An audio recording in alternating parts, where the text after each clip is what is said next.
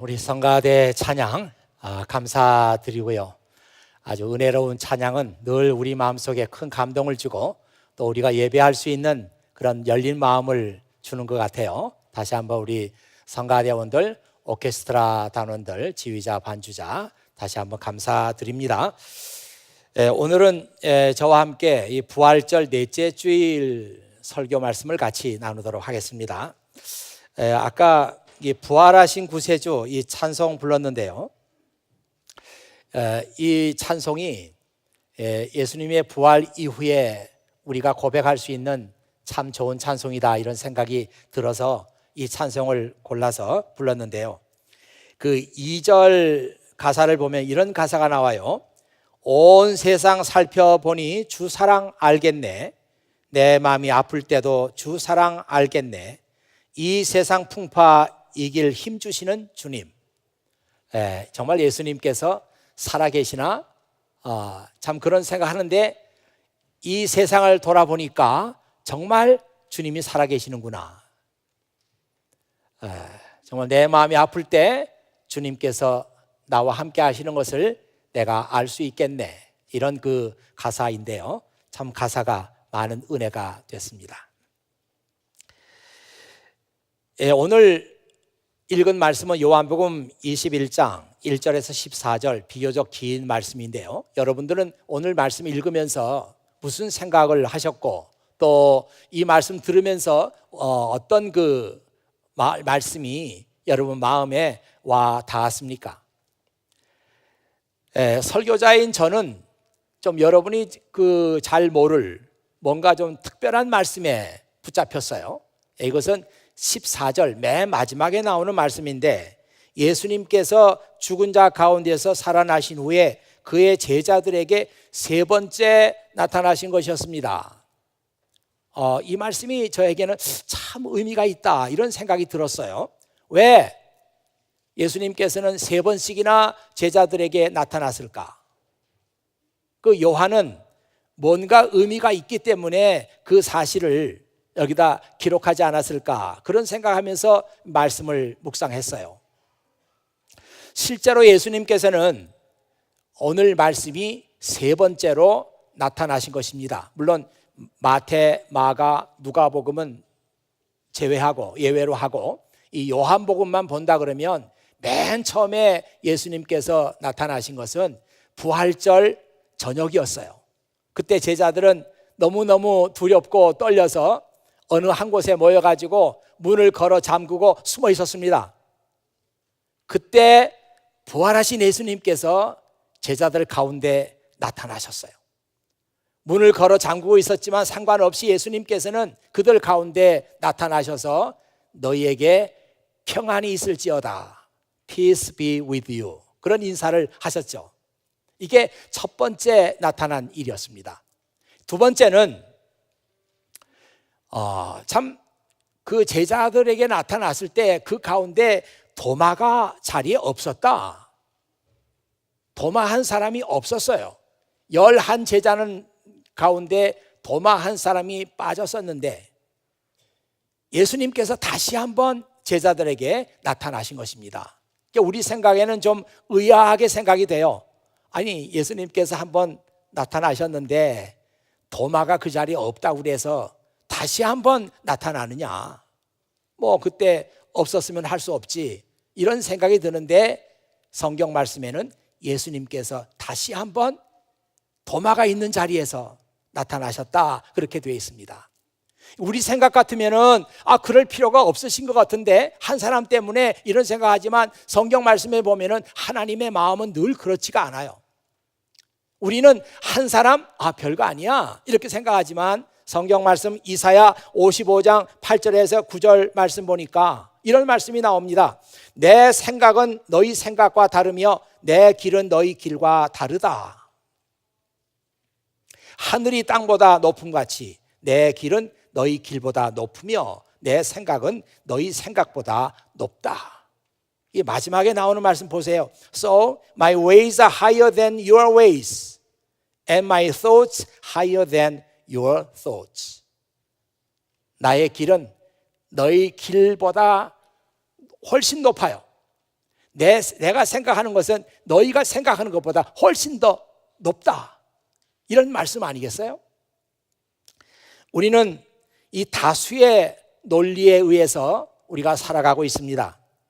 이것이 민주주의라고 생각하고 있어요. 다수가 원하면 소수의 의견은 묵살됩니다. 11제자가 있을 때 도마가 그 자리에 없었어요. 그러면 그걸로 됐습니다. 예수님께서 다시 나타날 필요는 없어요. 그런데 예수님께서 그 한 사람 때문에 다시 나타나서 도마에게 부활하신 증거를 보여주셨습니다. 그때 도마가 예수님께 무릎을 꿇고 나의 주, 나의 하나님이십니다. 그렇게 신앙 고백을 하는 장면은 참으로 감동스러운 장면입니다. 그리고 오늘 읽은 말씀이 세 번째 예수님께서 나타나신 거예요. 오늘 말씀은 이런 말씀으로 시작되죠. 이 일이 일어난 후에 예수님께서 디베랴 호수에서 제자들에게 다시 자신을 나타내셨습니다. 시몬 베드로를 위시해서 7명의 제자들이 지금 갈릴리 호수, 디베랴 호수라고도 말하는데 같은 호수입니다. 이 갈릴리 호수 부근에 모여 있었어요. 자기들의 고향이죠. 그때가 아마 밤이었던 모양이에요. 그래서 베드로가 다른 제자들에게 나는 고기나 잡아야 되겠다 하고 밖으로 나가니까 다른 제자들도 다 따라서 나오는 거예요. 우리도 고기를 잡겠다. 그래서 한 배에 타고 그날 밤에 고기잡이를 하게 된 것입니다. 여러분, 오늘 이 말씀을 여러분이 읽으면서 지금 겉으로는 드러나 있지 않지만 제자들에게 깊이 드리워져 있는 절망의 그림자를 여러분은 읽을 수 있어야 됩니다. 정확하게 3년 전에 예수님께서는 갈릴리 어부들을 불러서 그의 제자로 삼았어요. 나를 따라오너라. 그러면 내가 너희를 사람을 낚는 어부가 되게 하겠다. 이 말씀은 너희가 내 제자가 되면 내가 너희들의 삶을 완전히 바꾸어 놓겠다.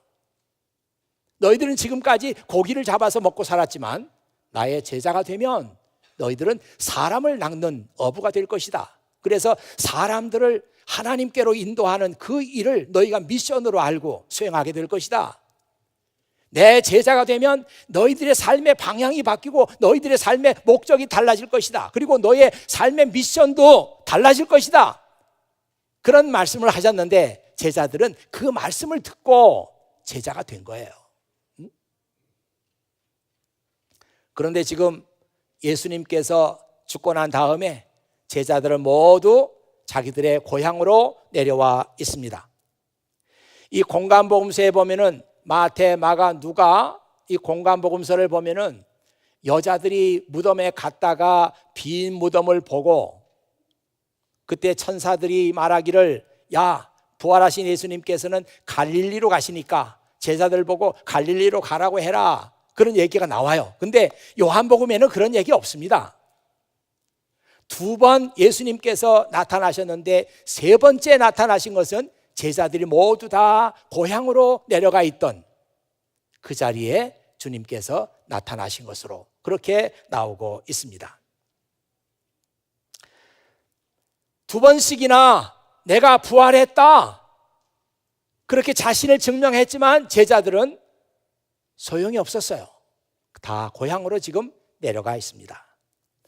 지난주에 제가 설교했던 말씀 가운데 히브리서 13장 13절 말씀이 생각이 납니다.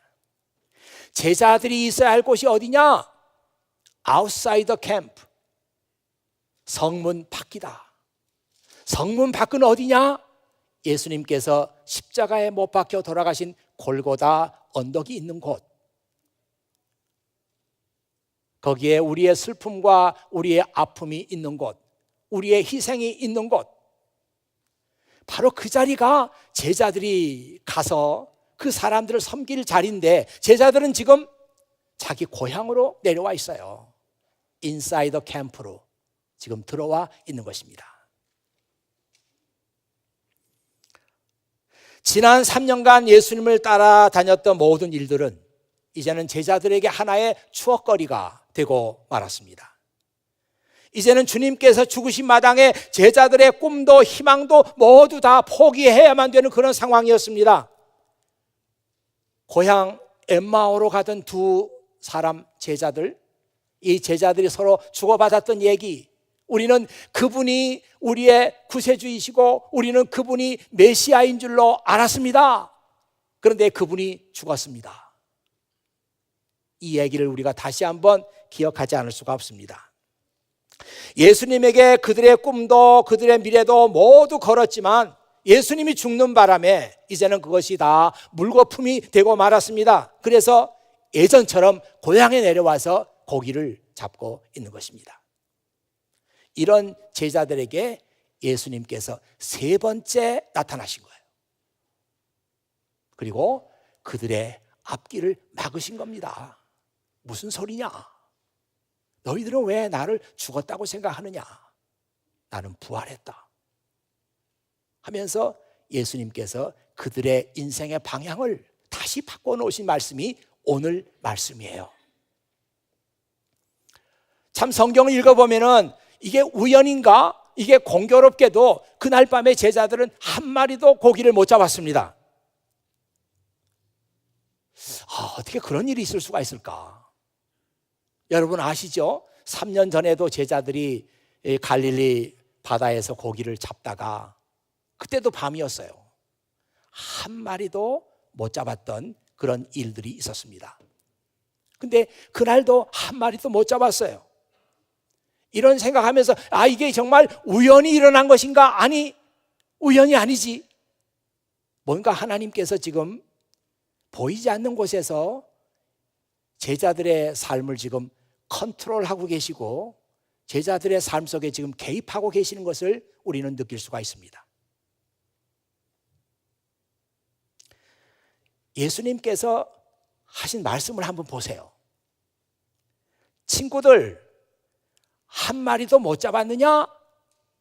아마 예수님께서 저 해변에 서 계시니까 한 90m쯤 떨어진 곳에 배가 있었다고 그러니까 아마 조그맣게 얘기하면 들리지 않을 거예요. 큰 소리를 했을 겁니다.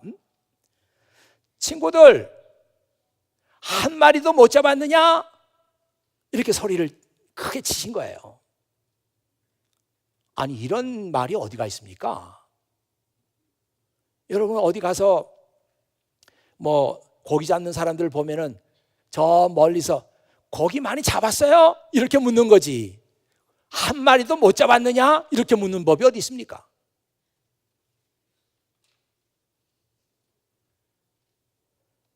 제가 그 NIV 성경을 보니까 그 말씀이 아주 너무 잘 나와 있어요. children이라고 하는 것은 이제 상대방을 이제 굉장히 좀 애칭으로 이렇게 부르는 거죠. 그래서 친구들이여 이렇게 번역도 하고 어떤 성경은 얘들아 이렇게도 번역했습니다. Children, you do not have any fish, do you? 이렇게 물으신 거예요. 너희들 아무 고기 못 잡았지? 맞지? 이렇게 물으신 거예요. 이걸 보면은 예수님께서 제자들이 한 마리도 못 잡았다는 것을 미리 다 알고 계시는 거예요. 3년 전에 밤새도록 그물을 던지고 고기를 잡았지만 우리가 한 마리도 못 잡았습니다. 그 얘기가 다시 반복돼서 나오고 있습니다. 이게 어떻게 우연한 일이라 볼 수 있겠어요? 하나님께서 지금 보이지 않는 곳에서 제자들의 삶을 지금 다스리고 계신다, 그런 생각이 물씬 들죠. 여러분 예전에 나왔던 영화인데 Back to the Future 이런 영화가 있습니다. 그게 아주 히트를 쳤어요. 원래 그 영화 만들 때 1985년에 영화가 나왔는데 제작비가 19밀리언 들었대. 19밀리언 제작비가 그만큼 들었답니다. 근데 이 영화 끝나고 나서 얼마나 돈을 벌었는가 하면 210 밀리언 그렇게 돈을 벌었대요. 돈도 많이 들어갔지만 또 돈도 그만큼 많이 벌었어요. 그때는 그 영화가 참 신기하기도 하고 또 재미있었어요. 아니 이렇게 과학자가 나와가지고 타고 다니던 그 자동차를 타임머신으로 개조를 하잖아요. 그래가지고 그 타임머신을 타면은 과거로도 갈 수가 있어요. 미래로 갈 수가 있어요. 아니 한 30년 정도 과거로 돌아간다 그러면 얼마나 황당한 일이 많겠습니까? 그게 재밌어요. 또 미래로 한 50년 미래로 가보자. 얼마나 재밌겠어요. 예, 그런 황당한 영화인데도 사람들이 그 영화를 많이 봤어요. 재밌다고. 지금 제자들에게 일어나고 있는 일이 그 과거로 3년 돌아간 것입니다. 어쩌면 똑같은 현상이 지금 일어나고 있어요. 제자들은 예수님께 말하기를 고기 없어요. 고기 한 마리도 못 잡았어요. 이렇게 소리를 쳤습니다. 그때 예수님의 사랑하는 제자 요한복음을 쓴 요한입니다. 요한이 갑자기 해변에 서 계시는 그분을 보면서 우리 주님이시다. 베드로에게 그렇게 소리를 치는 거예요. 아니 그 얘기를 하자마자 첨벙 소리가 나더니만 베드로가 물에 뛰어들었습니다. 바로 이 성경 말씀 때문에 사람들은 베드로가 성격이 성급하다, 성격이 급한 사람이다, 그렇게 얘기를 합니다. 예수님의 제자 가운데 여러 제자들이 있는데 베드로, 그 사람은 성격이 급하다고, 생각이 좀 이렇게 단순하다고 그렇게 말하는 이유가 오늘 말씀이에요. 여러분도 그렇게 생각하십니까? 그렇게 보일 수도 있어요. 아니 주님이시다 이 말 듣고 다른 제자들은 다 가만히 있는데 혼자 그냥 뛰어들었어요. 저는 이 말씀 읽으면서 단순히 베드로가 성격이 급하다는 그 이유 때문에 뛰어들었다, 이렇게 보는 것은 너무 성경을 좀 단순하게 보는 게 아닌가, 그런 생각이 들었어요.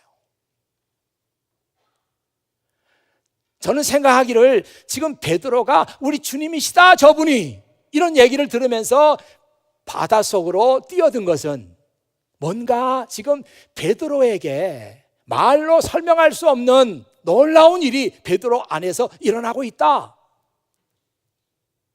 그런 생각이 듭니다. 예전에 아주 기원전이니까 기원전 287년에서 212년 그때 아르키메데스라고 하는 천재 수학자이고 과학자인 사람이 살고 있었는데 한 번은 왕이 그러는 거예요. 야, 내가 쓰고 있는 이 왕관이 순금으로 된 건지 아니면 다른 것을 섞었는지 그걸 모르겠다. 그러니 내가 알아내라. 그런 거예요. 참 그런 걸 보면은 과거에 살았던 사람들도 이렇게 참 보통이 아니에요. 왕의 왕관이 순금이냐 아니냐 그거를 알아내는 겁니다. 근데 왕이 명령한 거니까 알아내야 되겠는데 그게 방법이 없어요. 그러다가 우연히 아르키메데스가 이제 목욕을 하러 목욕탕에 가죠. 근데 그 탕 속으로 이렇게 들어가니까 물이 넘치는 거예요. 자기 들어갔기 때문에 물이 넘치는 거예요. 그 광경을 보면서 아르키메데스가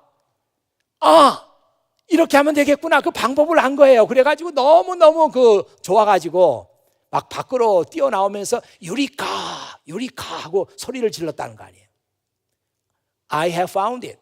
I have found it. 알았다. 그 왕의 왕관이 순금인지 아닌지 구별하는 방법을 알았다 하면서 밖으로 뛰어나왔다는 거 아니에요. 예전에 우리 집에서 쓰던 베큐um 클리너 이름이 유리카였어요.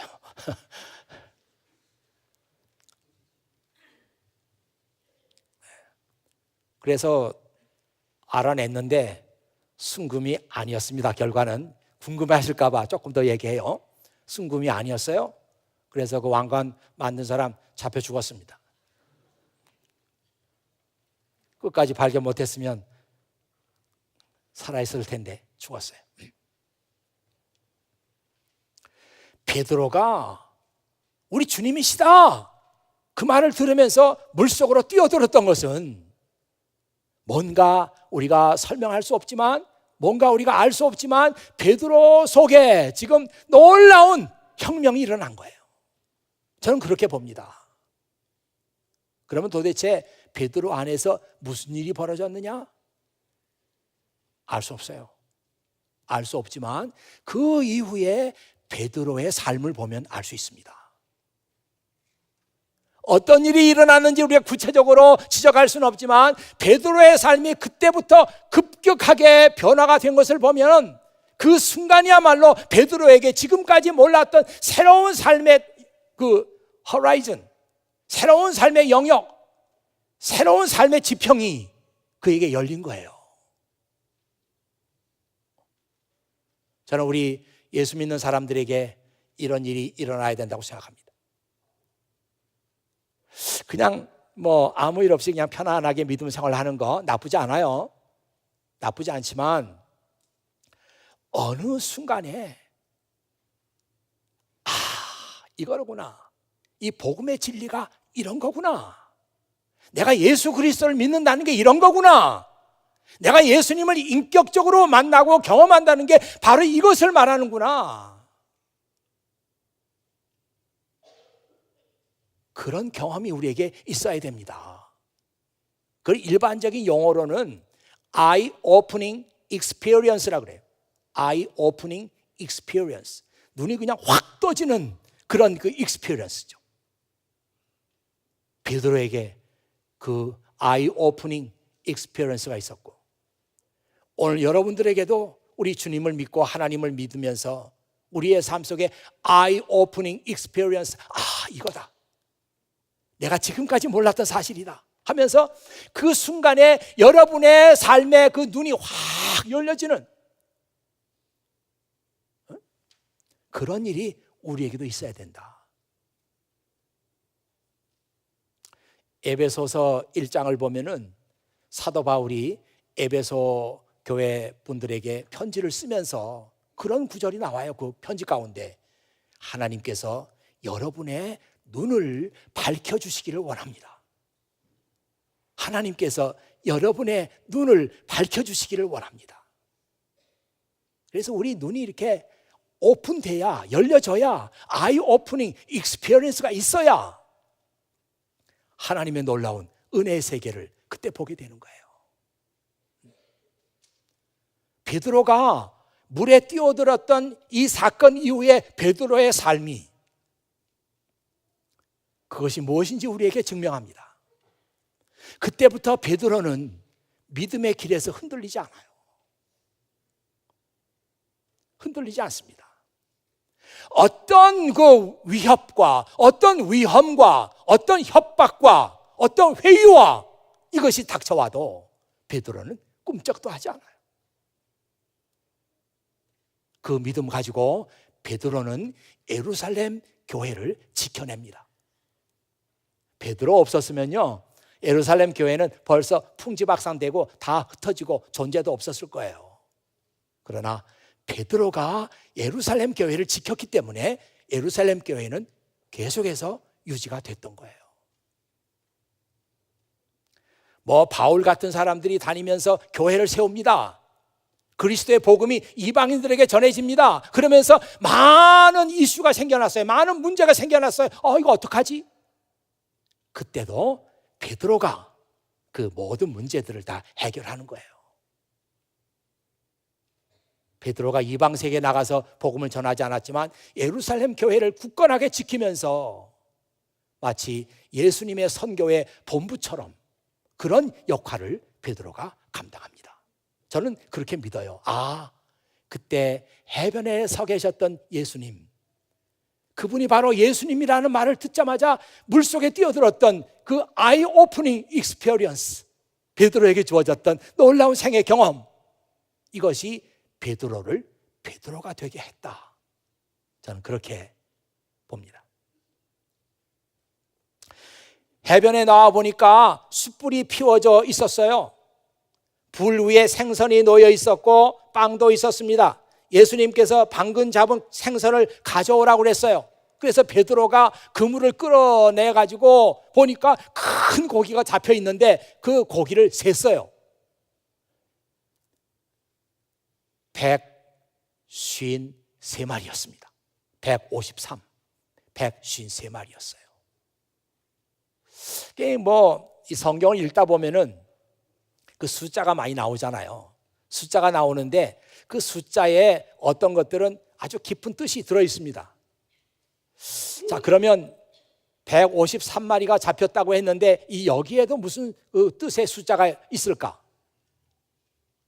그래서 사람들이 연구를 많이 했어요. 연구하다 보니까 무슨 기상천외한 그런 그 연구 결과들이 막 나오는 거예요. 그거 다 얘기할 수 없습니다. 잔뜩이에요. 그 중에 한 두 개만 얘기한다 그러면 어떤 사람이 연구한 건데 이 153이라고 하는 것은 예수님 당시에 알려진 고기의 종류의 숫자라고 합니다. 고기가 153종류가 있었대요. 그걸 또 어떻게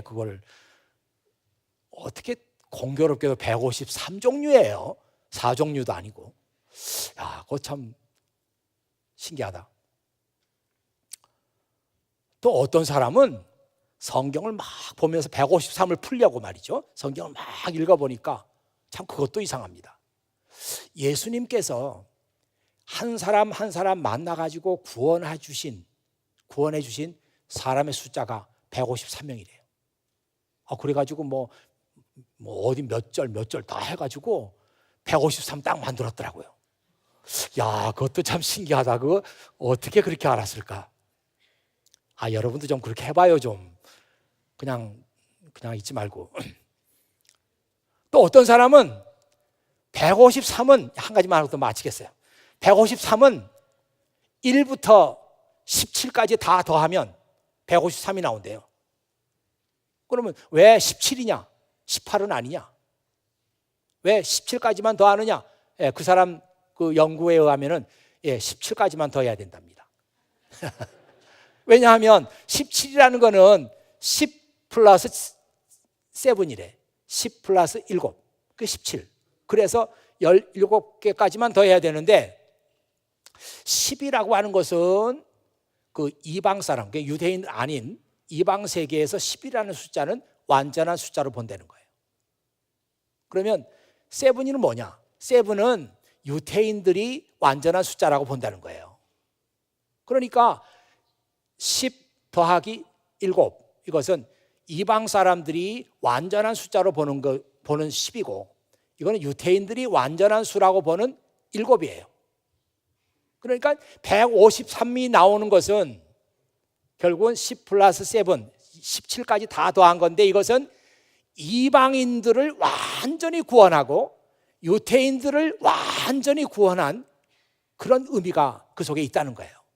연구를 아주 너무 깊이 했어요. 그런 얘기도 있습니다. 그 밖에 진짜 신기하기도 하고 별 얘기가 다 있지만 그 얘기를 다 할 수는 없어요. 근데 제가 보기에는 이 153이라는 숫자가 이렇게 연구하면 이렇게 되고 저렇게 연구하면 저렇게 되고 아주 신비한 숫자는 건 확실한데 그러나 그 안에 그런 아주 연구해야만 되는 그런 숫자는 아니다. 그런 생각이 듭니다.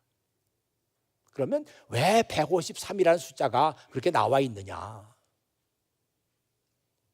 이것은 제자들이 예수님의 말씀에 순종해가지고 배 오른쪽에다 그물을 던져라 그랬을 때 그 말씀에 따라서 그물을 던졌더니 정말 제자들이 다 세봤어요.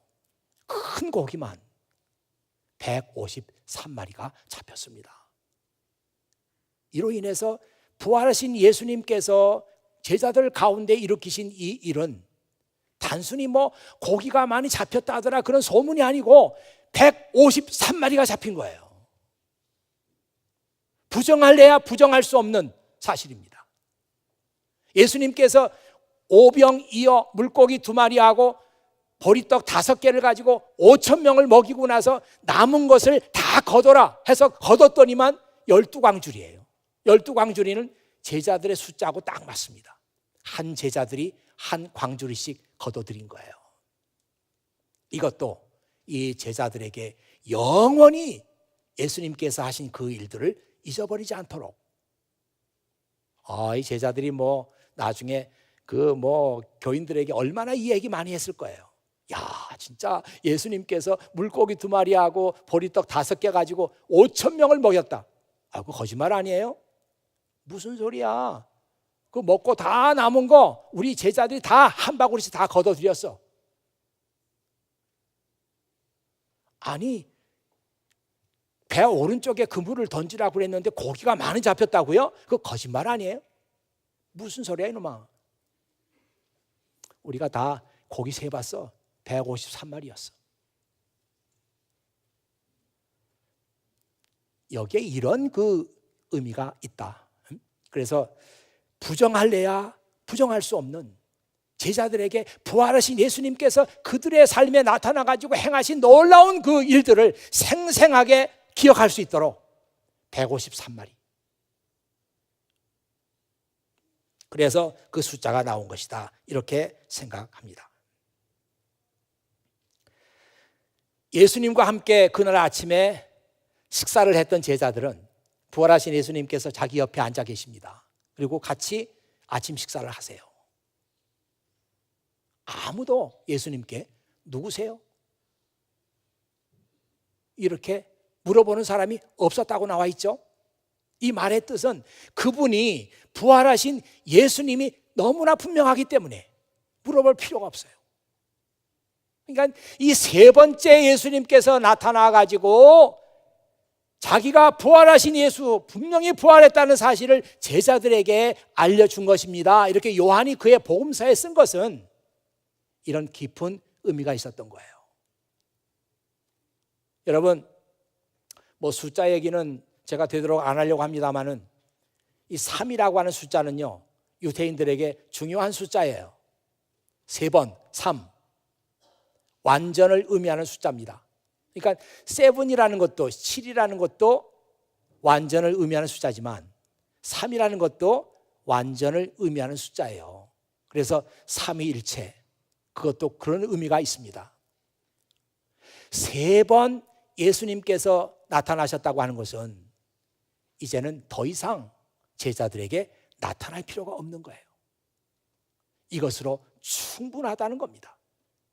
그 이후에 제자들은 예수님의 부활에 대해서 의심하는 사람이 없었어요. 3번 나타나신 것으로 제자들은 완전히 부활하신 예수님을 믿게 되었습니다. 자기 고향으로 내려가서 고기를 잡고 있는 이 제자들의 앞을 가로막으시고 3번째 나타나신 예수님께서 다시 제자들의 삶의 방향을 바꿔놓으셨어요. 너희가 있어야 할 곳은 여기가 아니다. 여기 인사이드 캠프가 아니라 이제는 아웃사이더 캠프로 다시 가라. 예수님께서 그 삶의 방향을 다시 바꿔놓으셨어요. 저는 오늘 이 말씀을 여러분과 함께 나누면서 여러분의 삶 속에도 정말 부활하신 예수님께서 여러분의 앞을 가로막으시고 여러분의 인생의 길을 다시 바꿔놓으시는 그런 놀라운 은혜가 여러분 각자에게 있기를 바랍니다. 하나님의 은혜를 사모하세요. 그리고 기도하세요. 하나님, 제 마음대로 제 인생의 길을 가지 않도록 하시고 제 마음대로 가라면 저는 인사이더 캠프에서 살고 싶습니다. 이것이 우리의 마음 아니에요? 하나님, 제 인생의 길을 제가 결정하도록 내버려 두지 마시고 제 앞길을 가로막으시고 주께서 원하시는 방향으로 제 인생의 길을 다시 설정해 주세요.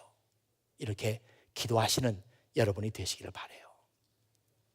우리의 인생은 너무나 귀한 것입니다. 이제 정말 주님께서 여러분의 인생의 길을 바꿔주시느냐 아니냐, 여기에 따라서 우리 인생은 완전히 바뀌는 거예요. 이렇게 살아가느냐 이렇게 살아가느냐 같지 않아요. 저는 여러분들의 인생의 길을 주님이 결정한다고 믿어요. 기도하십시오. 주님, 정말 저의 인생의 길을 바꿔주세요. 저한테 맡겨놓지 마시고 주님이 바꿔주세요. 이렇게 기도하시는 여러분들 되시기를 바랍니다. 여러분의 인생 가운데도 예수님께서 세 번째 나타나셔서 더 이상 이제는 부활에 대해서 얘기할 필요 없다, 나는 부활에 대해서 의심하지 않는다, 그런 은혜가 여러분에게 있기를 주의 이름으로 축원합니다. 기도하겠습니다. 아버지 하나님, 감사합니다. 오늘도 아버지 하나님께서 또 저희들을 부르시고 또 예배를 통해서 은혜를 주시니 아버지 하나님 감사합니다. 아버지 하나님, 우리의 인생의 길을 누가 결정합니까? 우리의 인생의 길을 내가 결정하는 사람들 많습니다. 내가 결정하면 가장 좋은 길로 갈 것 같은 그런 생각을 가진 사람들이 많습니다. 그러나 나의 길을 알고 계시는 분은 주님밖에 없습니다. 주님, 이 자리에 앉은 사랑하는 자녀들, 자기들의 인생 자기 마음대로 결정하지 않도록 하시고 주님께서 원하시는 대로 인도하여 주시옵소서. 혹이라도 우리가 잘못된 인생의 길을 선택한다면 주님께서 이 길을 막으시고 우리의 인생의 길을 바꿔 주시기를 원합니다. 아버지 하나님, 또한 저희들의 믿음 생활 가운데서 정말 눈이 열리는 그런 믿음의 경험을 허락해 주시옵소서. 그래서 정말 내가 이제는 더 이상 흔들리지 않으며 예수 그리스도에게 속한 사람으로서 내 인생의 방향과 내 인생의 목적과 내 인생의 의미를 확정하는 그런 은혜를 아버지 하나님께서 허락하시기를 간절히 바라오고 원합니다. 베드로가 그 은혜 때문에 일생 동안 주님의 교회를 잘 지켰던 것처럼 저희들도 그 은혜 때문에 믿음의 길에서 결코 떠나지 않는 그런 사람들 되게 해 주시옵소서. 우리 구주 예수 그리스도의 이름으로 기도하옵나이다. 아멘.